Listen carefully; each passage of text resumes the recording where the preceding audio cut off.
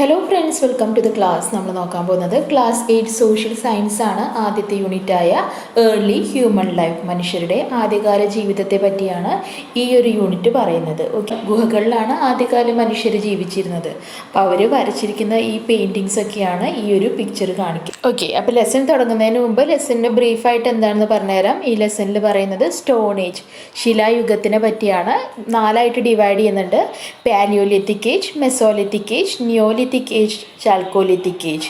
Palaeolithic age എന്ന് പറഞ്ഞാൽ old stone age എന്നാണ് അർത്ഥം. മെസോലിത്തിക് ഏജ് എന്ന് പറഞ്ഞാൽ മെസ്സോ മിഡിൽ സ്റ്റോൺ ഏജ് എന്നാണ് അർത്ഥം. നിയോലിത്തിക് ഏജ് എന്ന് പറഞ്ഞാൽ നിയോ എന്ന് പറഞ്ഞാൽ ന്യൂ സ്റ്റോൺ ഏജ് എന്നാണ് അർത്ഥം. ചാൽക്കോലിത്തിക് ഏജ് എന്ന് പറഞ്ഞാൽ നിയോലിത്തിക് ഏജ് കഴിഞ്ഞിട്ട് വരുന്ന സ്റ്റോൺ ഏജ്, അതായത് ആ ശിലായുഗത്തിൽ നിന്ന് മെറ്റൽസ് ഒക്കെ യൂസ് ചെയ്യുന്ന ഒരു മനുഷ്യനിലേക്കുള്ള ചേഞ്ചിനെയാണ് ചാൽക്കോലിത്തിക് ഏജ് എന്ന് പറയുന്നത്. ഓക്കെ, അപ്പോൾ പാലിയോലിത്തിക് ഏജ് എന്ന് പറഞ്ഞാൽ എന്താണ്?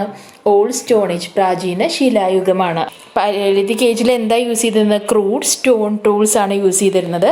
ഇവിടെ ഇപ്പോൾ ഈ പിക്ചറിൽ കാണിക്കുന്ന പോലെ ഇങ്ങനെയുള്ള അധികം അങ്ങനെ ഷേപ്പ് ഒന്നും ചെയ്യാത്ത കല്ലുകളാണ് പാലിയോലിത്തിക് ഏജിൽ യൂസ് ചെയ്തിരുന്നത്. വലിയ വലിയ സ്റ്റോൺസ് ആയിരുന്നു അവരുടെ വെപ്പൺസ്. എവിടെയൊക്കെ കണ്ടുവരുന്നത്? ബിംബേത്ക ഒക്കെ എക്സാമ്പിളാണ്. അവിടെയൊക്കെയാണ് പാലിയോലിത്തിക് ഏജിൻ്റെ അവശിഷ്ടങ്ങൾ കണ്ടുവന്നത്. മെസോലിത്തിക് ഏജ് എന്ന് പറഞ്ഞാൽ എന്താ? അതിൽ മൈക്രോ സ്റ്റോൺ ടൂൾസ് ആണ്. ഓക്കെ, ഈ പിക്ചറിൽ കാണിച്ചിട്ടുള്ള പോലെ എങ്ങനെയാണ് ചെറിയ ചെറിയ രീതിയിലുള്ള സ്റ്റോൺസ് ഒക്കെ അവർ യൂസ് ചെയ്ത് തുടങ്ങി. അതും എങ്ങനെയാണ് കാർവ് ചെയ്ത് അതിനൊക്കെ ഒരു ഷേപ്പൊക്കെ കൊടുത്ത്, സൂചിമന പോലെ അല്ലെങ്കിൽ അത്രയും ഷാർപ്പായിട്ടുള്ള എൻസൊക്കെ അവർ സ്റ്റോൺസിന് കൊടുത്തു. അപ്പോൾ അതിനെ മൈക്രോ സ്റ്റോൺ ടൂൾസ് എന്ന് പറയും. മെസോലിത്തിക് ഏജിൽ ഉപയോഗിച്ചിരുന്നത് മൈക്രോ സ്റ്റോൺ ടൂൾസ്, ചെറിയ ചെറിയ സ്റ്റോൺ ടൂൾസ് ആണ്. എവിടെയൊക്കെയാണ്? അദംഗറും ബഗോറും, രാജസ്ഥാനിലാണ് ബഗോർ, അതൊക്കെ എക്സാമ്പിളാണ്. നിയോലിത്തിക് ഏജ് എന്ന് പറഞ്ഞാൽ ന്യൂ സ്റ്റോൺ ഏജ്. അവിടെ എന്താണ്? പോളിഷ്ഡ് ആയിട്ടുള്ള സ്റ്റോൺ ടൂൾസ് ഉപയോഗിച്ച് തുടങ്ങി. ഒന്നും കൂടി മെസോലിത്തിക് ഏജിനേക്കാളും അഡ്വാൻസ്ഡ് ആയിട്ടാണ് അല്ലേ? ഓരോ ഏജ് പോകുന്തോറും എന്താണ്? ആൾക്കാരും ടെക്നോളജിയും അഡ്വാൻസ് ചെയ്യാണ്. അതിൻ്റെ ഇതാണ് കാണിച്ചിട്ടുള്ളത്. ഇടയ്ക്കൽ കേവ്സ് എവിടെയാണ്? വയനാടിലെ ഇടയ്ക്കൽ കേവ്സിലൊക്കെ നിയോലിത്തിക് ഏജിൻ്റെ അവശിഷ്ടങ്ങൾ കണ്ടുവന്നിട്ടുണ്ട്. ഓക്കെ, നിയോലിത്തിക് ഏജിൻ്റെ കേവ് പെയിൻറ്റിങ്സും അതൊക്കെ നമുക്ക് ഇടയ്ക്കൽ ഗുഹയിൽ പോയാൽ കാണാൻ പറ്റും. ചാൽക്കോലിത്തിക് ഏജ് എന്ന് പറഞ്ഞാൽ എന്താണ്? സ്റ്റോണും അതുപോലെ തന്നെ കോപ്പർ ടൂൾസും യൂസ് ചെയ്ത് വന്നു. ഈ പിക്ചർ ഒന്ന് ഓർമ്മ വയ്ക്കുക. 4ആയിട്ട് ഡിവൈഡ് ചെയ്യുന്നുണ്ട്: പാലിയോ, മെസോ, നിയോ, ചാൽക്കോലിത്തിക്. ഓക്കെ, അപ്പോൾ 4 സ്റ്റോൺ ഏജ് ആണുള്ളത്. ഈ 4 ഏജിനെ പറ്റിയാണ് നമ്മൾ ഈ ലെസണിൽ പഠിക്കാൻ പോകുന്നത്. ഓക്കെ, അപ്പോൾ ഇനി നമുക്ക് ലെസൺ സ്റ്റാർട്ട് ചെയ്യാം. ഇവിടെ ജസ്റ്റ് ഒരു റൈറ്റിംഗ് കൊടുത്തിട്ടുണ്ട്. എവിടെയാണ് നടന്നത്? ഫ്രാൻസിലുള്ള ലാസോയിൽ നടന്നൊരു സംഭവമാണ്. 2 കുട്ടികൾ അവരുടെ ഡോഗിൻ്റെ കൂടെ, അവരുടെ നായയുടെ കൂടെ റാബിറ്റ്സിനെ മുയലുകളെ ഹണ്ട് ചെയ്യാൻ വേണ്ടിയിട്ട് കാട്ടിലേക്ക് പോയി. പക്ഷേ പെട്ടെന്ന് അവരുടെ ഡോഗിനെ കാണാതായി. അപ്പോൾ ആ നായനെ കണ്ടുപിടിക്കാൻ വേണ്ടി കുട്ടികൾ എന്ത് ചെയ്തു? കുറേ അലഞ്ഞു തിരിഞ്ഞു. ആ അലഞ്ഞു തിരിച്ചിൽ അവരതുവരെ കാണാത്ത ഒരു ഗുഹ കണ്ടെത്തി. ഓക്കെ, ആ ഗുഹയിൽ എന്തൊക്കെ ഉണ്ടായിരുന്നു എന്നാണ് പറയുന്നത്. The walls of the cave were covered with multi coloured paintings of horse, bison, ox, deer etcetera. Okay, അപ്പോൾ ഇത് പാലിയോലിത്തിക് മെൻ എന്ന് പറഞ്ഞാൽ എന്താ? ഓൾഡ് ലിത്തിക് ഏജ് എന്ന് പറഞ്ഞാൽ എന്താ? ഓൾഡ് സ്റ്റോൺ ഏജ്, പഴയ ശിലായുഗത്തിൽ ജീവിച്ചിരുന്ന ആൾക്കാർ വരച്ചിരുന്ന പെയിൻറ്റിങ്സ് ആയിരുന്നു അത്. അതുവരെ ആരും കാണാതെ അവിടെ ഉണ്ടായിരുന്നതായിരുന്നു. അങ്ങനെ ഒരു ഗുഹയും അതിൻ്റെ ഉള്ളിലുള്ള പെയിൻറ്റിങ്സും. ഓക്കെ, അങ്ങനെയുള്ള പല പെയിൻറ്റിങ്സും ലോകത്തിൻ്റെ പല ഭാഗങ്ങളിൽ നിന്നും പിന്നീട് കണ്ടെത്തിയിട്ടുണ്ട്. ഓക്കെ, ഇത് ഫ്രാൻസിൽ നിന്ന് കണ്ടെത്തിയ ഓക്സിൻ്റെ പിക്ചറാണ്. Okay, palaeolithic age. ഇവിടെ പല പിക്ചേഴ്സും കൊടുത്തിട്ടുണ്ട്. ആദ്യത്തെ പിക്ചർ കൊടുത്തിട്ടുള്ള ഒരു ഗ്രൂപ്പ് ഡാൻസിൻ്റെ പിക്ചറാണ്. ഓക്കെ, കണ്ടാൽ അറിയാം, കൈകോർത്ത് നിൽക്കുന്നതാണ്. സെക്കൻഡ് വൺ എന്താ? ഹണ്ടിങ്, വേട്ടയാടുന്ന പിക്ചറാണ്. മൂന്നാമത്തെ ഒരു ബോറിൻ്റെ പിക്ചർ കൊടുത്തിട്ടുണ്ട്. നാലാമത്തെ ബൈസൻ്റെ പിക്ചർ കൊടുത്തിട്ടുണ്ട്. ഓക്കെ, അപ്പോൾ ഇവിടെ എന്താണ്? ഈ പെയിൻറ്റിങ്സ് ഒക്കെ നിങ്ങളോട് ഒബ്സേർവ് ചെയ്യാൻ പറയുന്നുണ്ട്. ഇതിൽ നിന്ന് നിങ്ങൾക്ക് ഈ കേവ് പെയിൻറ്റിങ്സിൻ്റെ ഫീച്ചേഴ്സ്, പ്രത്യേകതകൾ എന്തൊക്കെയാണ് തോന്നുന്നത്? ഇതിൽ കൂടുതലും പിക്ചർ എന്തിൻ്റെയാണ്? ആനിമൽസിൻ്റെ പിക്ചറാണ്. അപ്പോൾ അത് തന്നെയാണ് ആദ്യത്തെ feature. Most of them are pictures of animals. അപ്പോൾ നമുക്ക് ഫീച്ചേഴ്സ് ഓഫ് കേവ് പെയിൻറ്റിങ്സ് എന്തൊക്കെ പറയാം? Most of them were pictures of ആനിമൽസിൻ്റെ പിക്ചർ ആയിരുന്നു. Pictures were drawn using different colours. ശ്രദ്ധിച്ച് നോക്കിക്കഴിഞ്ഞാൽ അതിൽ യെല്ലോ കളറും റെഡ് കളറൊക്കെ നമുക്ക് കാണാൻ സാധിക്കും. They drew pictures on walls and ceilings of cave. ഗുഹയുടെ ചുവരുകളിലും അതുപോലെ തന്നെ ഗുഹയുടെ മുകൾ ഭാഗങ്ങളിലുമൊക്കെ അവർ പിക്ചർ വരച്ചിരുന്നു. There were recreation activities performed as a ഗ്രൂപ്പായിട്ട്. പിക്ചറിൽ കാണിച്ചിട്ടുള്ള എന്താണ്, ഗ്രൂപ്പ് ഡാൻസിൻ്റെ ഒരു പിക്ചറാണ് അവർ വരച്ചിട്ടുള്ളത്. അപ്പോൾ ഗ്രൂപ്പ് ആക്ടിവിറ്റികളും ആ ഒരു സമയത്ത് നടന്നിരുന്നു എന്ന് നമുക്ക് പറയാൻ പറ്റും. ഈ ഒരു പിക്ചറിൽ നോക്കിക്കഴിഞ്ഞാൽ യെല്ലോ കളറും റെഡ് കളറും ഒക്കെ അതിൽ വന്നിട്ടുണ്ട്. അപ്പോൾ അവർ അങ്ങനത്തെ കളേഴ്സ് യൂസ് ചെയ്തെന്നും നമുക്ക് പറയാൻ പറ്റും. What information about the life of early men can be obtain from these pictures. അപ്പോൾ ഇവർ എന്തൊക്കെ ചെയ്തിരുന്നു എന്ന് നമുക്ക് പറയാം. ഹണ്ടഡ് ആനിമൽസിനെ ഹണ്ട് ചെയ്തിരുന്നു. Collectively engage in recreational activities, പല റിക്രിയേഷണൽ ആക്ടിവിറ്റീസും എൻ്റർടൈൻമെൻറ്റ് ആക്ടിവിറ്റീസും അവർ ചെയ്തിരുന്നു. ദേ യൂസ് വെപ്പൺസ് ഫോർ ഹണ്ടിങ്ങിൻ്റെ പിക്ചറിൽ ക്ലിയർ ആയിട്ട് കാണിച്ചിട്ടുണ്ട്. അവർ ഓരോ വെപ്പൺസ് യൂസ് ചെയ്തിട്ടാണ് ഹണ്ട് ചെയ്യുന്നത്. Evidence of dexterity in human beings. Dexterity എന്ന് പറഞ്ഞാൽ അവരുടെ സ്കില്ല്, കരവിരുത്ത് പ്രദർശിപ്പിക്കുന്ന തരത്തിലുള്ള പെയിൻറ്റിങ്സ് ആയിരുന്നു അതിൽ പലതും. അപ്പോൾ ഇതാണ് information about life of early man. ഈ മാർക്ക് ചെയ്തതൊക്കെ പഠിക്കണം. Different colours were used in cave paintings. Colours were made from mixtures of plant extracts and powdered laterite. പല കളേഴ്സ് പെയിൻറ്റിങ്സിന് വേണ്ടി യൂസ് ചെയ്തിരുന്നു. അതുപോലെ തന്നെ പെയിൻറ്റിങ്ങിന് യൂസ് ചെയ്തിരുന്നത് എന്താണ്, പല എന്താ പറയുക, ചെടികളുടെയും ഇലകളുടെയും ഒക്കെ ചാറുകളും അതുപോലെ തന്നെ പൗഡേർഡ് ലാറ്ററൈറ്റ് എന്ന് പറഞ്ഞാൽ എന്താ, ചുവന്ന കല്ല് എന്നൊക്കെ പറയില്ലേ, വെട്ടുകല്ല് എന്നൊക്കെ പറയില്ലേ. അപ്പോൾ അതുപോലത്തെ അങ്ങനെയുള്ള കളറുകളുള്ള കല്ലിൻ്റെ പൗഡറൊക്കെയാണ് അവർ വരയ്ക്കാൻ ഉപയോഗിച്ചിരുന്നത്. In addition to the figures of bison and bow that you see in given pictures, the figures of horse, deer, lion, leopard, bear, hyena etcetera can also be seen in different caves.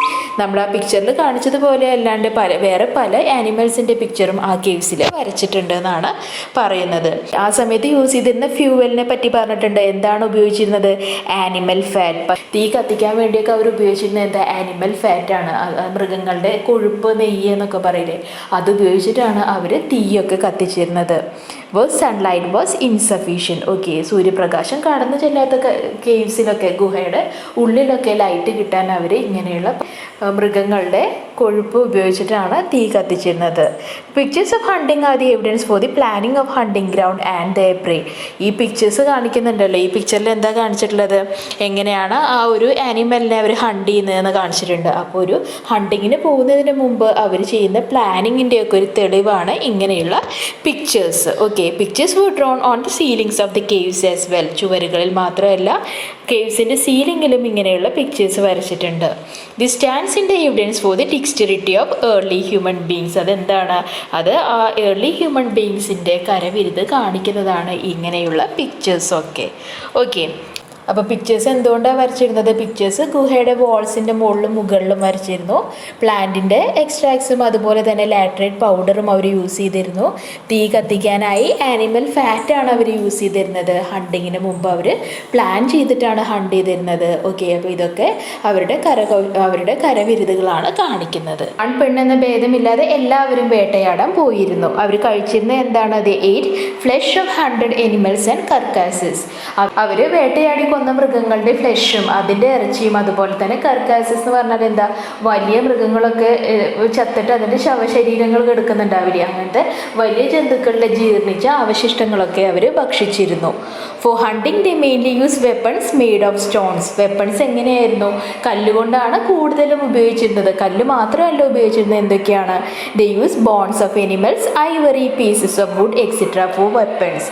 എന്തൊക്കെയാണ്, പല എനിമൽസിൻ്റെയും ബോൺസും അവരുടെ എല്ലുകളും അതുപോലെ തന്നെ ivory, ആനക്കൊമ്പ്, wood, pieces of wood, മരക്കഷ്ണങ്ങൾ, അതൊക്കെ അവർ weapons ആയിട്ട് ഉപയോഗിച്ചിരുന്നു.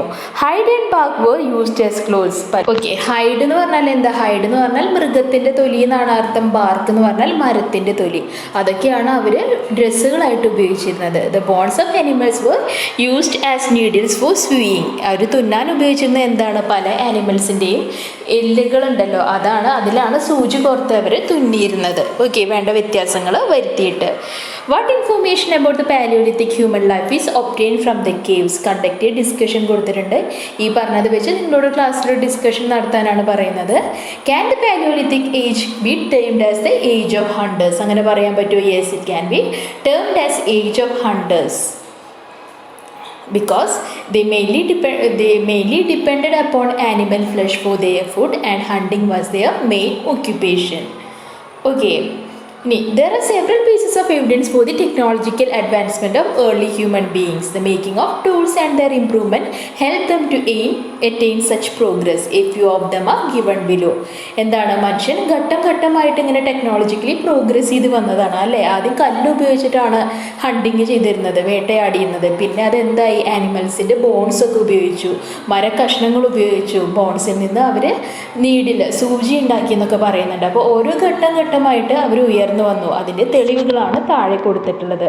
എന്താണ്, stone statues were made. Statues എന്ന് പറഞ്ഞാൽ ഇവിടെ ഉദ്ദേശിക്കുന്നത് ചെറിയ വിഗ്രഹം അല്ലെങ്കിൽ ചെറിയ പ്രതിമ.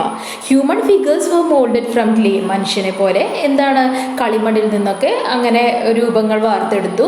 Vessels were made from wooden bark fiber. പല ഫൈബറുകളും ഉപയോഗിച്ചിട്ടാണ് അവർ എന്തുണ്ടാക്കിയിരുന്നത്, പാത്രങ്ങളൊക്കെ ഉണ്ടാക്കിയിരുന്നത്. നമ്മളിപ്പോൾ കൊട്ടയൊക്കെ ഉപയോഗിക്കുന്നത് കണ്ടിട്ടില്ലേ, അതുപോലെയുള്ള പാത്രങ്ങൾ ഉണ്ടാക്കിയിരുന്നത്. Pictures were drawn on the bones and horns of animals and on caves and rocks.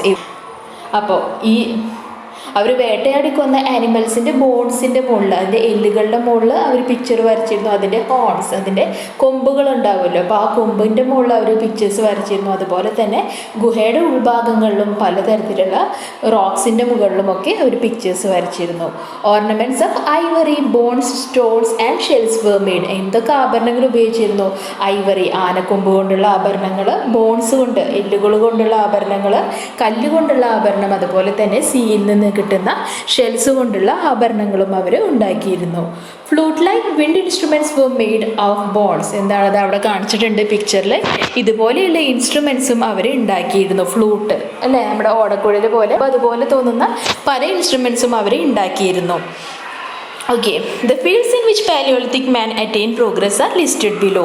Find out examples for each from the unit. സ്കൾപ്ചറിൽ പ്രോഗ്രസ് വന്നിട്ടുണ്ട്. ഈ ഫസ്റ്റ് വണ്ണിൽ ഏതാ എഴുതുക? സ്കൾപ്ചറിൽ പ്രോഗ്രസ് വന്നിട്ടുണ്ടെന്ന് കാണിക്കുന്ന ഏതാണ്? സ്റ്റോൺ സ്റ്റാച്യൂസ് ഉണ്ടാക്കി എന്ന് പറയുന്നുണ്ട്. അതാണ് അപ്പോൾ ആദ്യത്തേൻ്റെ ഉത്തരം. രണ്ടാമത്തെ എന്താ ചോദിച്ചിട്ടുള്ളത്?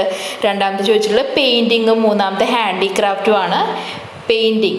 പെയിൻറ്റിങ് എന്താണ്, അത് അവിടെ കൊടുത്തിട്ടുണ്ട്. പിക്ചേഴ്സ് എവിടെയൊക്കെ വരച്ചിട്ടുണ്ടായിരുന്നു? ആനിമൽ ബോൺസിലും ഹോൺസിലും ഒക്കെ വരച്ചിരുന്നു എന്ന് പറയുന്നുണ്ട്. പിന്നെന്താണ്, ഹാൻഡിക്രാഫ്റ്റ്സ് ചോദിക്കുന്നുണ്ട്. ഹാൻഡിക്രാഫ്റ്റ്സിൽ നമുക്കിത് എഴുതാം. ഏതാണ്? Flute like wind instruments were made of bones. Okay, ഇനി Bhimbetka in Madhya Pradesh is a remarkable palaeolithic site. അവിടെ പിക്ചർ കൊടുത്തിട്ടുണ്ട്.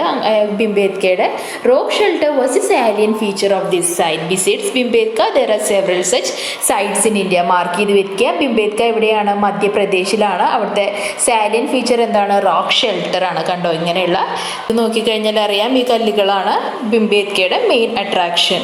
ഓക്കെ, അപ്പോൾ ബിംബേത്ക എന്ന് പറഞ്ഞാൽ one of the UNESCO recognised archaeological site ആണ്. ഇങ്ങനെയുള്ള പല കേവ്സും, ഒരു കൂട്ടം കേവ്സ് തന്നെ ഈ ബിംബേത്കയുടെ ഉള്ളിലുണ്ടെന്ന് പറയപ്പെടുന്നു. അതിൽ പലതരം പെയിൻറ്റിങ്സ് ഒക്കെ ഉണ്ട്. അതിൽ ഡാൻസ് ഫോമും ഒക്കെ പെയിൻറ്റ് ചെയ്തിട്ടുണ്ട് എന്നാണ് പറയുന്നത്. ഓക്കെ, പാലിയോലിത്തിക് സൈറ്റ് സ്റ്റേറ്റ് ഏതാന്ന് പറയുന്നുണ്ട്. ബിംബേത്ക ഏതാണ്? ബിംബേത്ക മധ്യപ്രദേശാണ്. ഇനി നർമ്മദ വാലിയും ഏത് തന്നെയാണ്? മധ്യപ്രദേശാണ്. പിന്നെ ഏത് വരുന്നത്? നാഗാർജുന കോണ്ട വരുന്നത് ആന്ധ്രാപ്രദേശിലാണ്. ഹുൻസ്കി വരുന്നത് എവിടെയാണ്? ഹുൻസ്കി വരുന്നത് കർണാടകയിലാണ്. പിന്നെ കുർണൂൾ കേവ്സ് വരുന്നത് ആന്ധ്രയിൽ തന്നെയാണ്. ഓക്കെ, അപ്പോൾ എഴുതേണ്ടത് ഇങ്ങനെയാണ്. ബിംബേത്ക എവിടെയാണ്? മധ്യപ്രദേശാണ്. നർമ്മദ വാലി മധ്യപ്രദേശാണ്.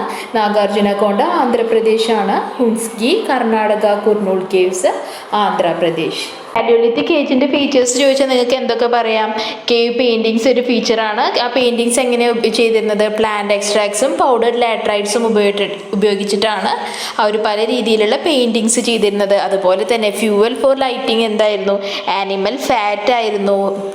ഹണ്ടിങ്ങിൻ്റെ പിക്ചേഴ്സ് എന്താണ് കാണിച്ചു തരുന്നത്? ഹണ്ടിങ്ങിന് പോകുന്നതിന് മുമ്പ് അവർ നല്ല രീതിയിൽ പ്ലാൻ ചെയ്തിട്ടാണ് പോയിരുന്നത്. പിക്ചേഴ്സ് എവിടെയാണ് വരച്ചിരുന്നത്? വാൾസിൻ്റെയും കേവ്സിൻ്റെയും സീലിങ്ങിലാണ് അവർ വരച്ചിരുന്നത്. ഇന്ന് ഫീച്ചേഴ്സ് ഇതൊക്കെയാണ്. ഹണ്ടിങ്ങിനെ കുറിച്ച് ചോദിക്കുമ്പോൾ നിങ്ങൾ ഇതൊക്കെ എഴുതണം.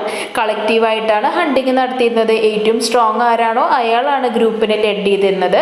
പിന്നെ ജെൻഡർ ഡിഫറൻസ്, ആൺപെൺ ഭേദമന്യെയാണ് ഹണ്ടിങ്ങിന് പോയിരുന്നത്. അവർ കഴിച്ചിരുന്നത് എന്താണ്? 100 എനിമൽസിൻ്റെ ഫ്ലഷും അതിൻ്റെ ഇറച്ചിയും, അതുപോലെ തന്നെ കർക്കാസസ് എന്ന് പറഞ്ഞാൽ ഞാൻ പറഞ്ഞു ഓൾറെഡി എന്താണ്? വലിയ വലിയ ജന്തുക്കളുടെയൊക്കെ ശവശരീരങ്ങൾ അവർ ഭക്ഷിച്ചിരുന്നു.